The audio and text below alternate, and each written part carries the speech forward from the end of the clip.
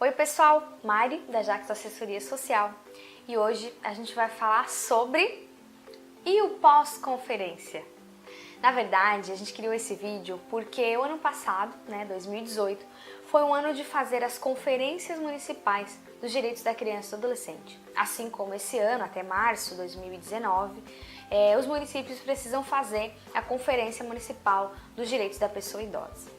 E uma coisa muito interessante que sempre acontece nas conferências e tudo mais, é que o pessoal do município fica super preocupado. Então vão lá, se organizam bem bonitinho, fazem a conferência, chamam um palestrante, organizam as pessoas, mobilizam e realizam o evento.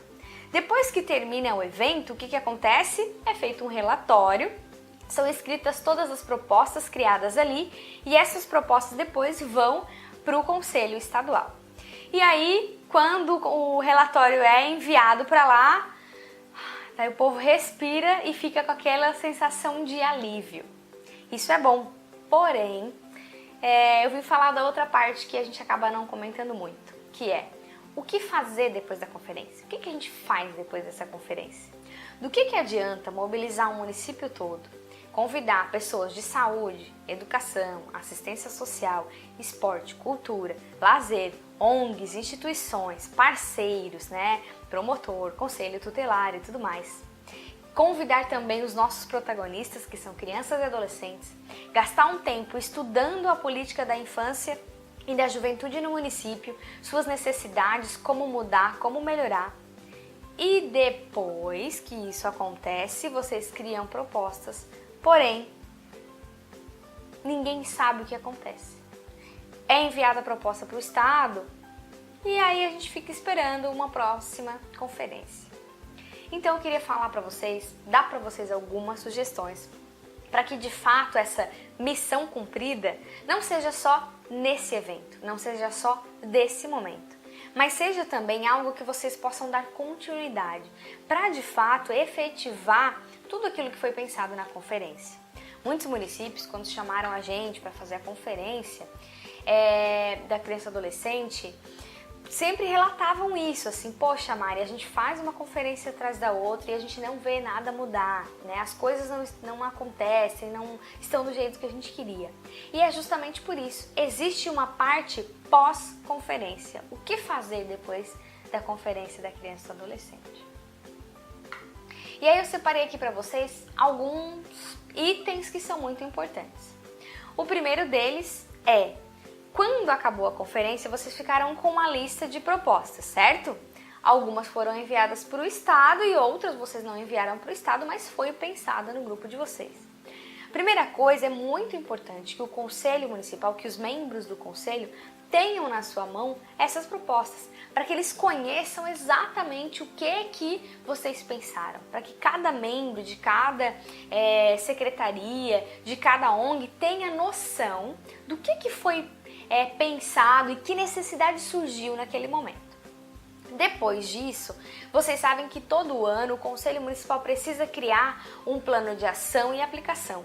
E também, de tempos em tempos, ele precisa criar o plano decenal, que vai prever durante os próximos 10 anos que ações que esse conselho vai fazer referente a essa política. Ou seja, nesse período é importante que vocês utilizem essas propostas. Ao invés de ficar criando coisa nova, usa tudo aquilo que foi escrito ali. Tá, nesse ano, o que a gente vai fazer de prioridade, Que ações aqui a gente vai pensar para já executar esse ano? Que ações tem a ver com o nosso plano decenal?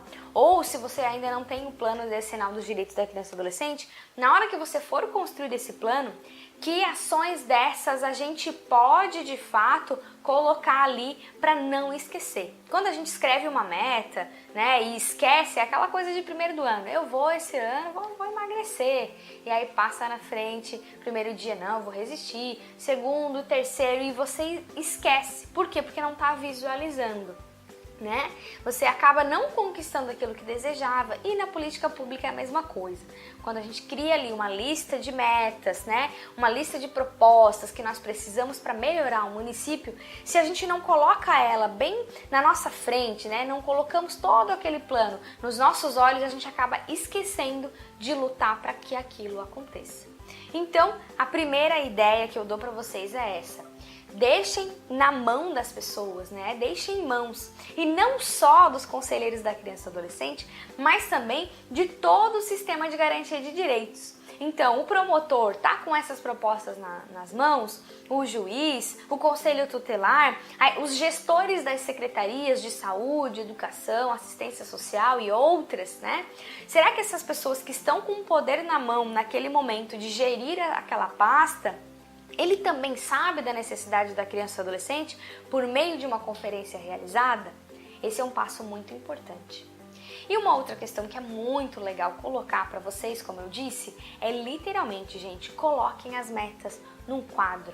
Pode imprimir ela grande e vai pintando ela de verde à medida que ela vai sendo realizada. Coloca um ok bem grande, vai trocando as metas por questões de mês. Mês de janeiro, o que a gente vai cumprir esse mês? E assim vocês vão dando estímulos para que vocês não esqueçam. Então todas as reuniões do conselho tá lá na pauta, lembrar de verificar quais são as propostas e o que a gente tem que cumprir esse mês, tá certo?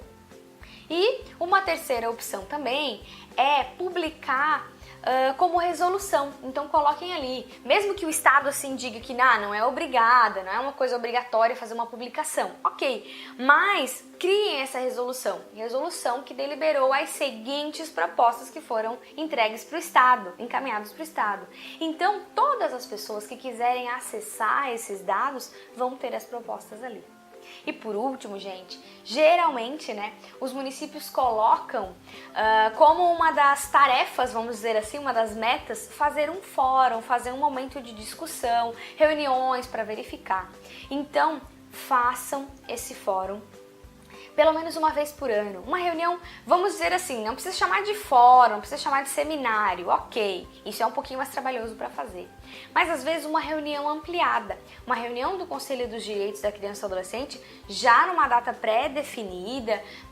Sabemos que, por exemplo, em agosto, na segunda semana, a gente vai ter uma reunião do Conselho da Criança e do Adolescente. Então vão convidando pessoas e parceiros, inclusive e principalmente crianças e adolescentes, para estarem nessa reunião. E façam uma reunião ampliada, de forma que essa reunião seja especificamente para repensar, para pensar, para debater, para discutir, para verificar, para conferir o que foi pensado na conferência.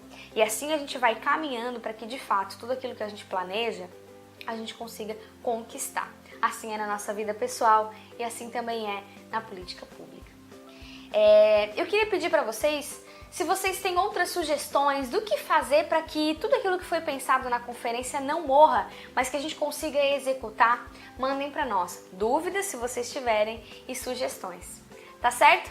Agradeço vocês assistirem até aqui. Se gostaram desse vídeo, curtam, compartilhem também com outras pessoas para que a gente continue investindo naquilo que a gente acredita. Um beijão e até mais!